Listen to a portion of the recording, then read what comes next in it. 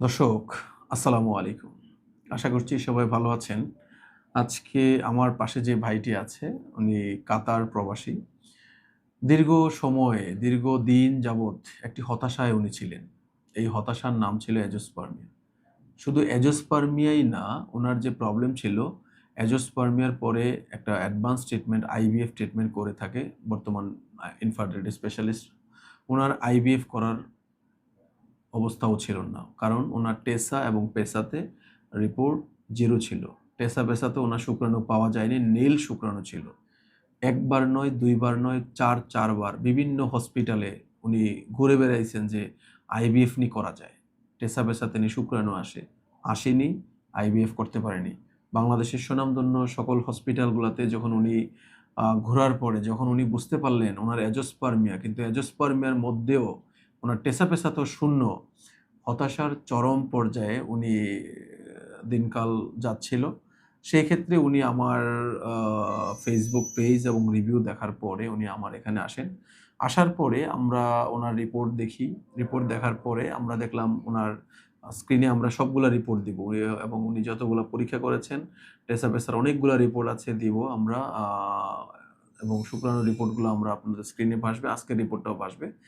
সেক্ষেত্রে উনার ছিল শূন্য এবং উনার রিপোর্ট দেখে আমি বললাম যে, "আমরা এই ধরনের পেশেন্ট এই পর্যন্ত উনার টেসা-পেসা নেই। আমাদের চেম্বারে এই পর্যন্ত উনি সহ ৪ নাম্বার পেশেন্ট যাদের টেসা-পেসার সমস্যা ছিল, সফল হয়েছেন এবং আমরা এই ধরনের পেশেন্টকে অনেক বেশি চিকিৎসা করিনি এই পর্যন্ত। উনি সহ ৪ নাম্বার পেশেন্ট এবং উনার শুক্রাণু তৈরি হয়েছে, বাকিদেরও শুক্রাণু তৈরি হয়েছে আলহামদুলিল্লাহ। উনার একেবারে 0 থেকে শুক্রাণু তৈরি হয়েছে 8.4 মিলিয়ন শুক্রাণু। 8 মিলিয়ন। আল্লাহ তাআলার কাছে শুকরিয়া বলার এবং প্রকাশ করার কোনো ভাষা নেই। একজন পেশেন্ট যার টেসা-পেসাতেও শূন্য ছিল, অ্যাজোস্পার্মিয়া ছিল, এফএনএসি রিপোর্টে লেট ম্যাচুরেশন অ্যারেস্ট ছিল। এই জায়গা থেকে উনার শুক্রাণুর a total number of sperm 8.4 million শুক্রাণু তৈরি হয়েছে এবং মর্টালিটিও এসেছে 14%, 14% মর্টাইল। আমরা অনেক বেশি খুশি, আনন্দিত। এই ভাইটি আমাদের এখানে ৭ মাস যাবৎ চিকিৎসা করেছেন কাতার থেকে দেশে, তাই না? জি স্যার। এসেছেন এবং আসার পরে উনি চিকিৎসা করেছেন। ১ম এ IAMV করেছি জি, আমরা, পরবর্তীতে IUUV ট্রিটমেন্ট করেছি। আমরা আজকে এই যে সোহেল ভাইয়ের কাছে একটু জানতে চাই, এই যে আপনার টোটাল জার্নিটা, আপনার যে হতাশাটা ছিল, আজকের দিনে আপনার কেমন লাগা বা আপনার টোটাল জার্নিটা যদি একটু আমাদের দর্শকদের উদ্দেশ্যে বলতেন। জি স্যার, আপনাকে ধন্যবাদ। মহান রব্বুল আলামিন আমাদেরকে অসুস্থ দিয়েছেন, বাট সুস্থতা করার মালিক আল্লাহ। আমি অনেকদিন চিকিৎসা করছি। মোটামুটি ১০ বছর যাবত এই চিকিৎসার জন্য ঘুরতেছি। ওরকম আশানুরূপ কিছুই পাই নাই। টিসা-পিসা করে আমি সব 0, কোথাও কোনো নাম্বার ছিল না। তো আলহামদুলিল্লাহ আমি অনেকদিন পর স্যারের শরণাপন্ন হয়ে ৭-৮ মাস যাবত চিকিৎসা করতেছি। এখন আমার কাউন্ট আলহামদুলিল্লাহ অনেক ভালো আসছে। আশা করা যায় আল্লাহ চাইলে ভালো কিছু হবে। ভালো কিছু জি। হয়েছে, মাফ করেছেন। আচ্ছা, কি নিয়ম সোহেল ভাই? আপনার তো সকল কিছু, আপনার তো কোনো আশা আপনি আর দেখেননি। না আপনার স্যার, চোখের সামনে সকল আশাই বন্ধ হয়ে গিয়েছিল। ছিল এরকম কারণ বন্ধ আপনার হয়েছিল। সামনে আশাই ছিল আইভিএফ। সেই আইভিএফ ও তো আপনি করতে আইভিএফ ও পারছিলেন। ব্যর্থ হইছি স্যার। ব্যর্থ হয়েছেন, করতে পারেননি। আপনি জি স্যার, বাংলাদেশ ফার্টিলিটি গিয়েছেন, সেখানে টেসা-পেসা পান নাই।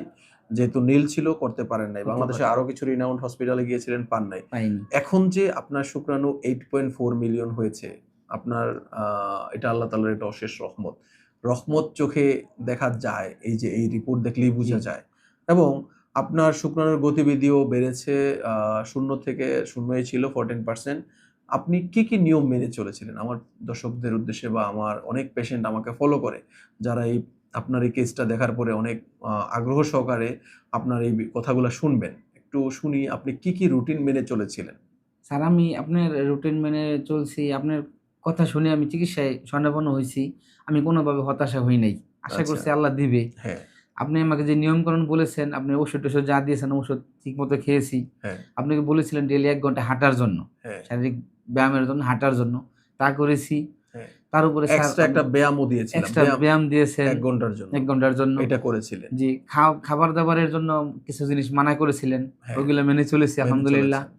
সর্বোপরি স্যার আল্লাহ আমাকে এতটুকু রিপোর্ট দেখাইছে। দিয়েছে খাবার জি স্যার, দাবারের মেনটেনেন্স, মেনটেনেন্স তারপরে স্যার। হচ্ছে আপনাকে ব্যায়ামের কথা জি বলেছিলাম, স্যার, হাঁটার কথা বলেছিলাম, টেনশন করা। টেনশন এই করা যাবে না কোনো ৪ টা অবস্থাতে। বিষয়ে জি স্যার, আমরা উনাকে বলেছিলাম। যেহেতু উনি তো উনাকে একটা কথাই বলেছিলাম, "ভাই আপনার তো যেহেতু টেসা-বেসা তো নাই, আপনার এত হতাশ হওয়ার দুনিয়াতে এত কিছু নাই। আল্লাহ তাআলা দিবেন। দিবেন। যদি আল্লাহ তাআলা দেন, পৃথিবীর কেউ রক্ষা করতে পারবে না। কোনো মেকানিজম, কোনো ব্যাখ্যা খাটে না। যখন টেসা-পেসাতেও শূন্য থাকে, সেই জায়গা থেকে IUUB, IAMB চিকিৎসার উছিলায় আল্লাহ তাআলার অশেষ রহমতে, আল্লাহ তাআলার ডিরেক্ট আ রহমতে আমার ভাইটির আজকে এত সুন্দর একটি রিপোর্ট আসছেন। খুব আলহামদুলিল্লাহ। খুশি যে আল্লাহ তাআলা ওনাকে আসলে অনেকের প্রশ্ন IAMB এবং IUUB নিয়ে। IAMB টা আমরা কিভাবে আপনার কোনো ব্যথা পেয়েছিলেন না IAMB? স্যার, এটা সম্পূর্ণ ব্যথা মুক্ত। এটা আমরা কিভাবে করেছিলাম আপনাকে মনে আছে? আমরা স্যার, কোন এটা নরমালি পায়খানা রাস্তা দিয়ে জি করা স্যার, হয়। জি। এটা টানা কতদিন করেছিলেন? টানা 28 দিন করেছিলাম টানা স্যার। ২৮ দিন উনি জি করেছিল। স্যার। আর IUUB টানা কয়দিন করেছিলেন? তো ওইটাও 28 দিন, বাট ৭ মাসে।